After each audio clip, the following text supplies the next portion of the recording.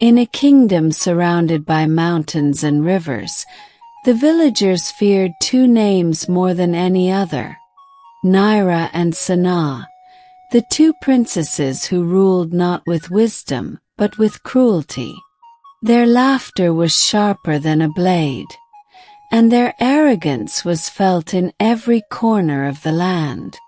But what the princesses did not know was that their entire lives had been built on a lie that would soon come crashing down around them. Naira and Sanaa were the daughters of the king, or so they believed. Raised in the luxury of the palace, they had never known hunger, hard work, or the pain of others. They saw the villagers as beneath them and treated them with utter contempt. "Move out of the way, you filthy peasants," Naira would shout as she rode her horse through the village, knocking over market stalls and laughing as people scrambled to pick up their goods. Sanaa, always at her sister's side, would sneer at the villagers, calling them lazy and useless. "You're lucky to even see us," she would say, her voice dripping with disdain. "We are royalty, and you are nothing." The villagers suffered in silence, too afraid to speak out against the princesses. After all, they were the king's children. What could ordinary people do against such power? But what Naira and Sanaa did not know was that they were not the king's true daughters. One day, an old woman with tired eyes and weathered skin appeared at the gates of the palace. She was hunched over a cane, her steps slow but determined. The guards, seeing her ragged clothes, tried to send her away, but she insisted on seeing the king. "I bring news from the past," she said quietly. "He will want to hear this." The king, curious, allowed the woman to enter. In the grand hall, she stood before him, her head bowed, and spoke in a voice that trembled with the weight of her secret. "Your Majesty, I once served in this palace many years ago," the woman began. "I was here the night your queen gave birth to twins. But what you do not know is that the queen's children did not survive. They passed shortly after they were born.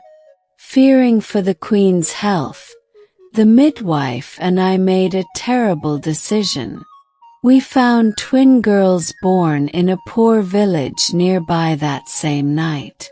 We brought them to the palace and passed them off as your own. The queen recovered, and we kept our secret." The king stared at the woman, his heart heavy with disbelief.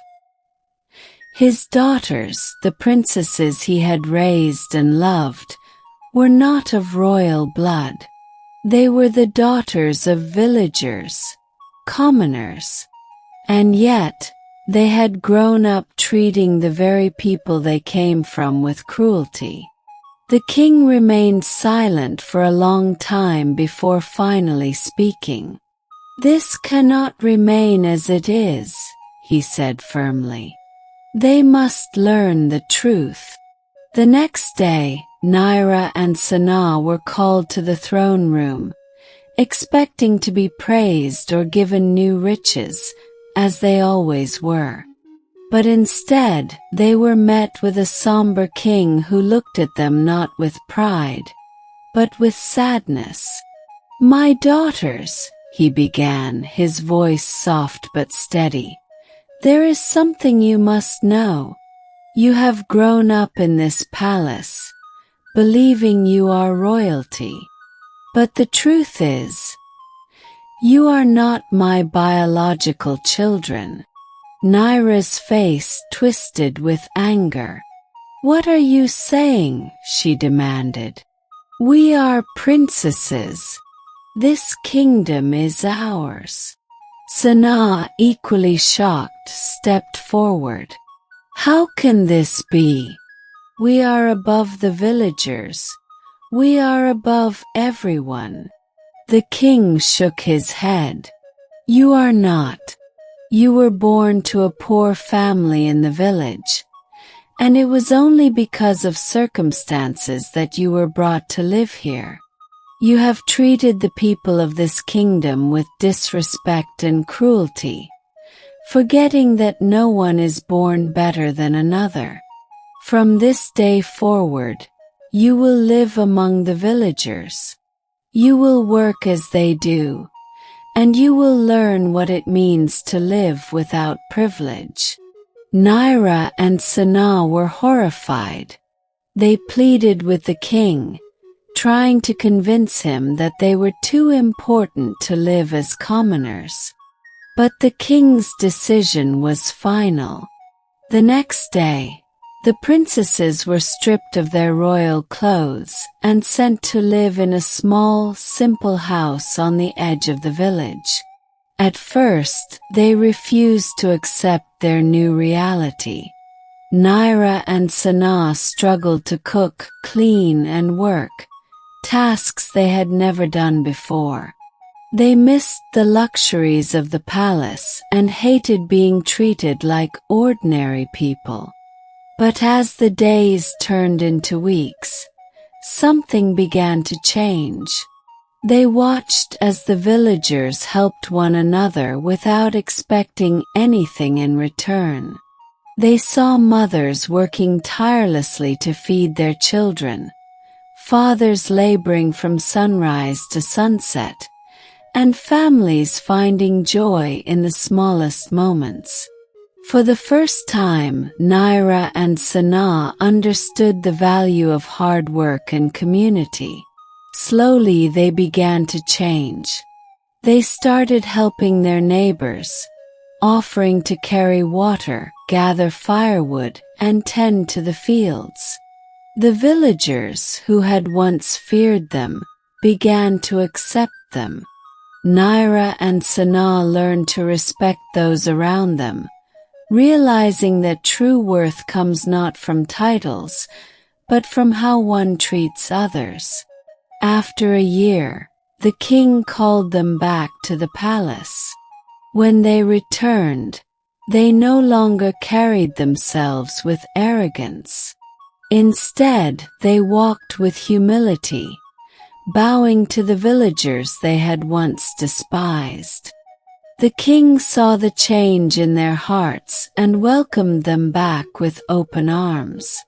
From that day on, Naira and Sanaa ruled with kindness and wisdom, never forgetting the lesson they had learned.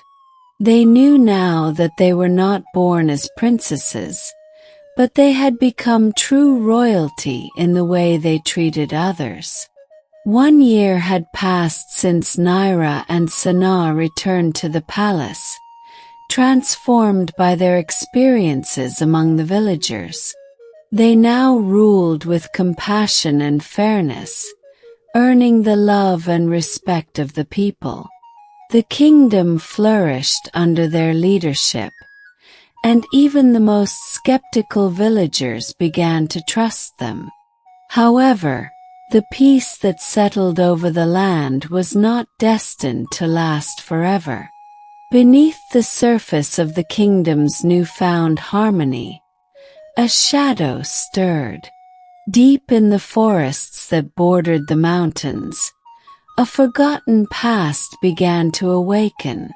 While Naira and Sanaa had learned the truth about their origins, what they, and the king, did not know was that there were forces beyond their comprehension tied to the royal bloodline they thought had been lost.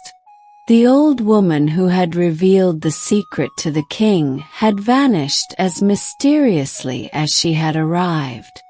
Her warning about the twins' deaths, though truthful, had been incomplete.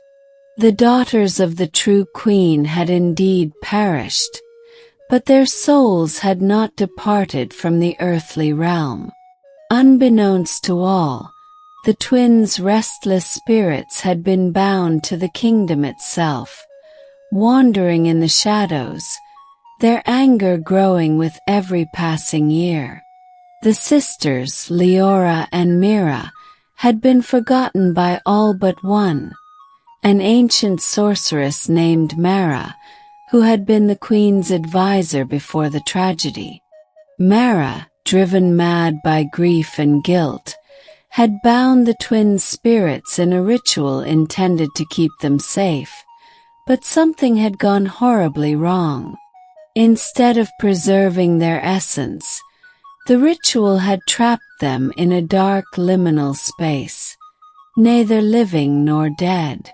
Mara, realizing her mistake too late, had fled into exile, retreating into the forest to study and seek a way to free them. Now the time had come. Mara, after decades of searching for the answers, had discovered how to release the twins from their prison. But there was a cost. The twins, twisted by their confinement and filled with bitterness, could only be brought back through an act of vengeance, a sacrifice that would restore them to their rightful place as rulers of the kingdom. The kingdom that Naira and Sanaa now sat upon. Mara's voice echoed in the forest as she chanted the incantation under a blood-red moon. The winds howled, and the trees bent as if in pain. From the ground, two shadowy figures began to rise. Leora and Mira took shape, their spectral forms shimmering with an otherworldly light. Their once innocent eyes now glowed with malice. "We have waited long enough," Leora whispered, her voice like a hiss of wind through dead leaves. "The kingdom is ours," Mira added, her voice cold and hollow. "We were meant to rule." Mara bowed her head. "I have done as I promised, my princesses. Now it is time for you to reclaim what is yours."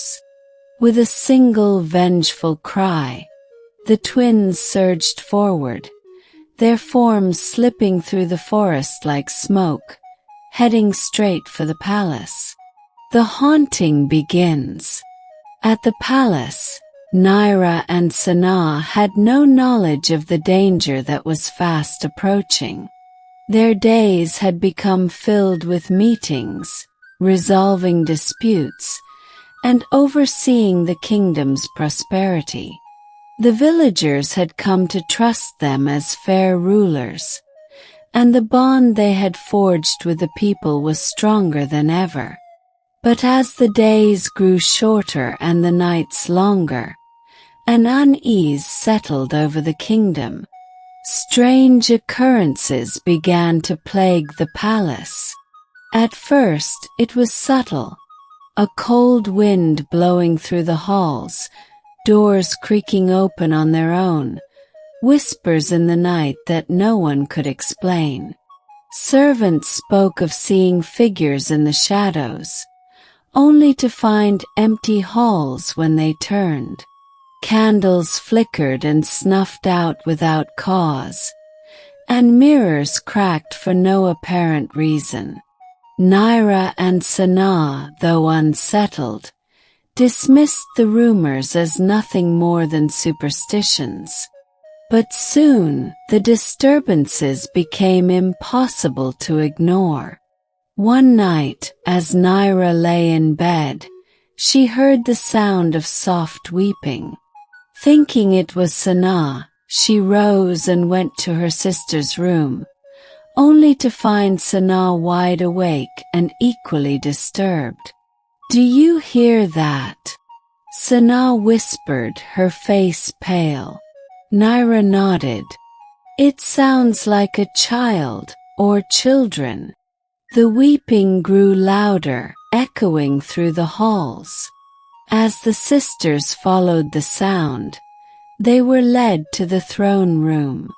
The doors creaked open as they approached, and the cold air within made their breath visible. The room was dark, except for the faint glow of the moonlight spilling in through the high windows. In the center of the room, two figures stood.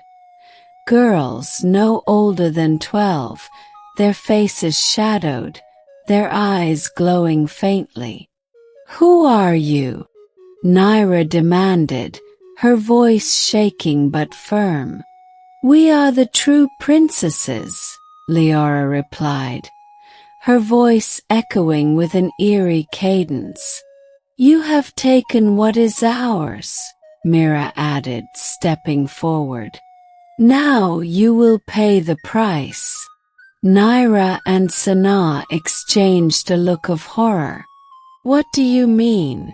Sanaa asked. "We didn't know."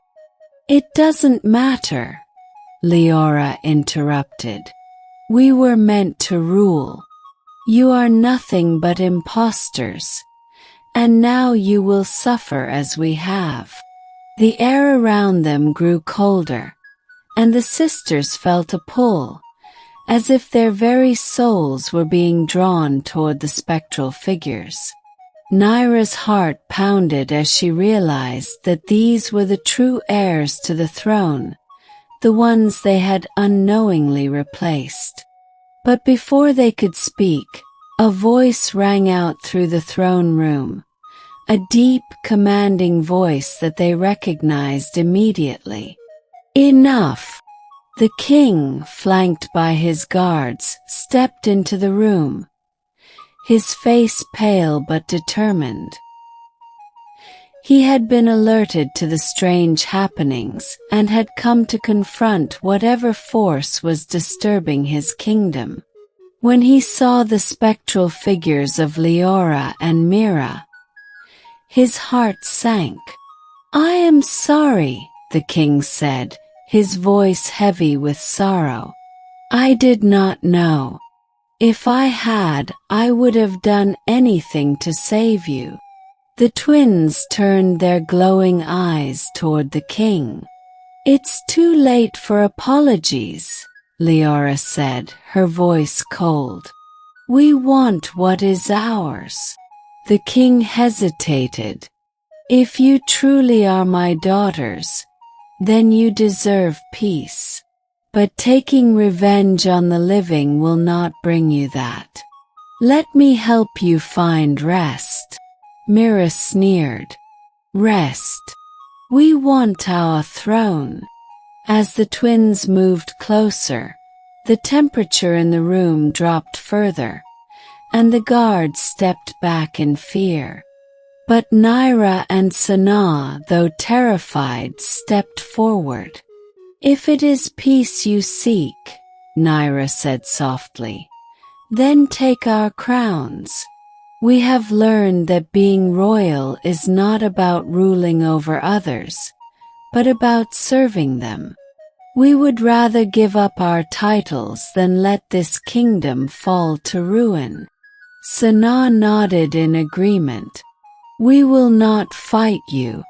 If you are the rightful heirs, we will step down. But please, let the people live in peace." The twins hesitated, their ghostly forms flickering for a moment.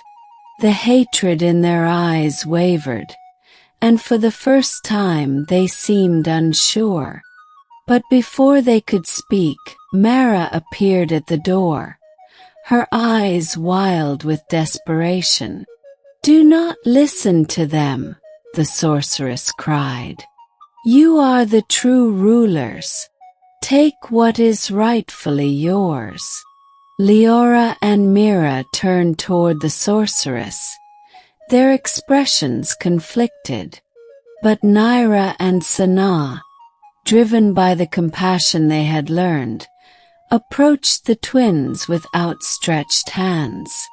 "You don't have to live in anger," Sanaa said gently. "There is another way. For a long moment, the throne room was silent, the air thick with tension.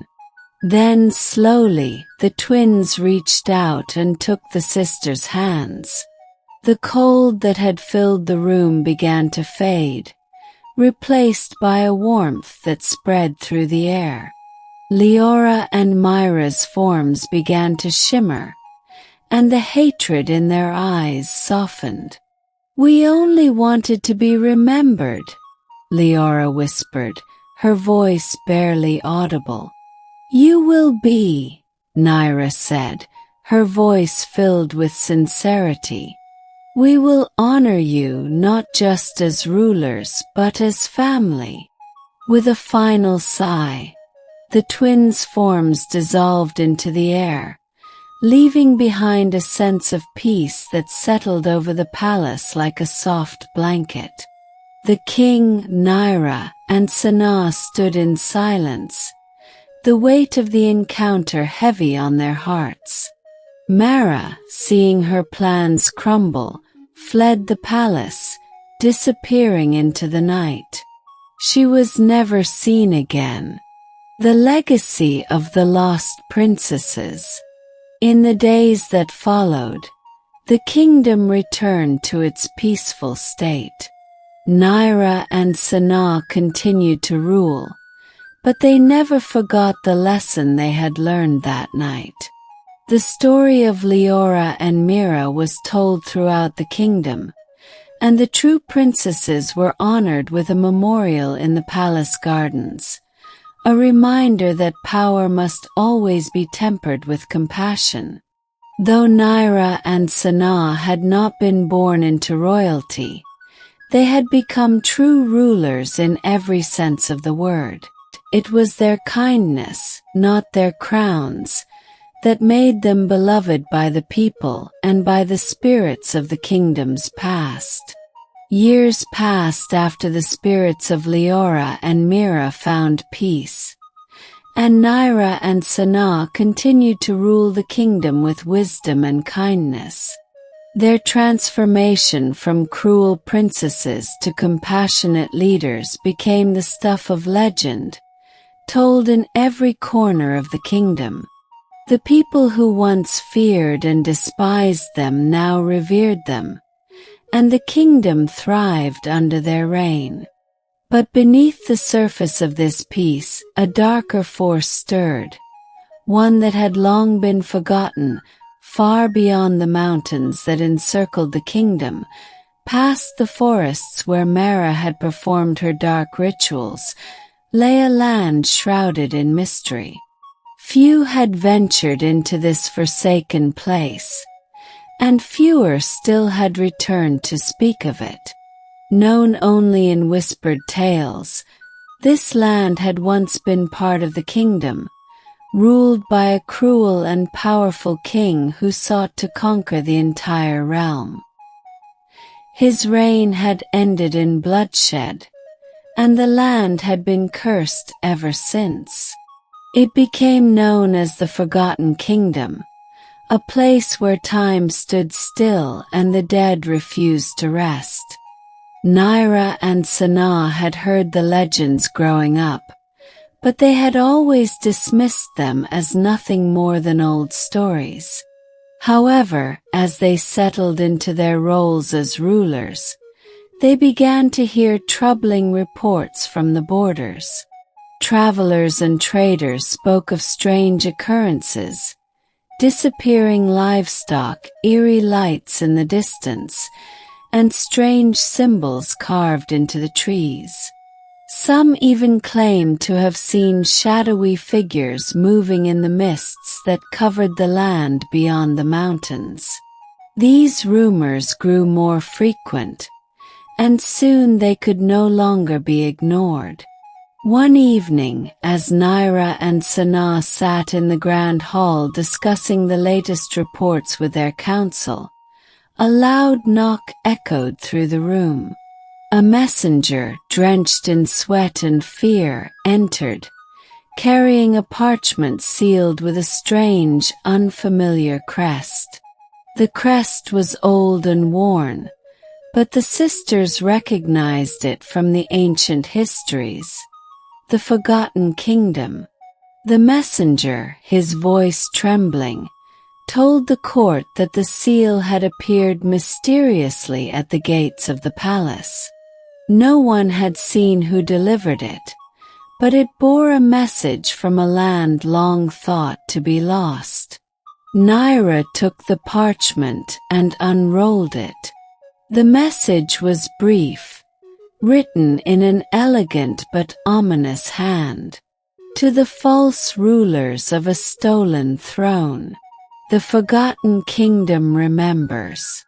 Return what is ours, or face the curse of the past. You are not the true heirs, and the time of reckoning has come. Naira and Sanaa stared at the message in silence. The council erupted into murmurs of disbelief and fear, but the sisters remained calm, though they exchanged uneasy glances. They had long since come to terms with their origins and had ruled with humility and fairness. But this message seemed to suggest that their connection to the throne was still being contested by forces unknown. Sanaa, her brow furrowed, spoke first. Do you think this is related to Leora and Mira? Could it be that their spirits were not the only ones tied to the throne? Naira shook her head. Leora and Mira found peace. Felt it. This is something else. Something older. One of the elder council members, a scholar of the kingdom's history, stepped forward. Your Majesties, the land beyond the mountains, the Forgotten Kingdom, was once ruled by an ancient line of kings who believed in absolute power. They were ruthless, and their downfall came when the people rebelled against their tyranny.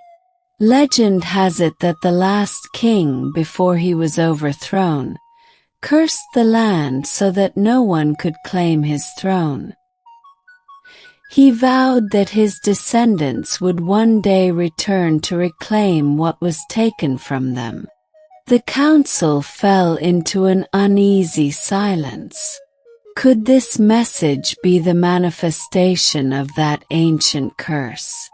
Was there truly a remnant of the old kingdom seeking to challenge their rule?